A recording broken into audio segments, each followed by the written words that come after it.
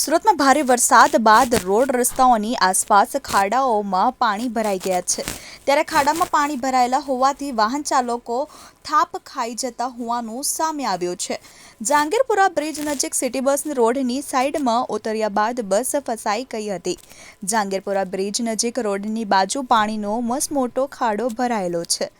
ખાબોચિયા જેવો દેખાતા ખાડામાં પાણીની નીચેની માટી પોચી અને ચીકણી થઈ ગઈ છે, જેથી રોડની નીચે બસને રિવર્સમાં વાળવાનો પ્રયત્ન કરતા ડ્રાઈવરને આગળની ટાયર ફસાઈ ગયા હોવાથી નવનેજા પાણી ઉતરી ગયા હતા। ડ્રાઈવરે સિટી બસ ખાડામાં ફસાઈ હોવાથી તેને બહાર કાઢવા માટે અનેક પ્રયત્નો કર્યા હતા, જો કે બસ બહાર નીકળવાનું નામ નહોતી લેતી, જેથી આખરે થાકી હારીને ડ્રાઈવર નીચે ઉતરી ગયો હતો। બાદમાં અન્ય વાહન મારફતે બસને બહાર કાઢવાનો પ્રયત્ન કરાયા હતા। સાયણ હજીરા હાઈવે પર ખાડામાં સિટી બસ ફસાઈ હોવાથી લોકોએ કહ્યું કે પાલિકા ટાયર પણ બસના ન બદલતી હોવાથી આ પ્રકારની ઘટના સર્જાઈ છે।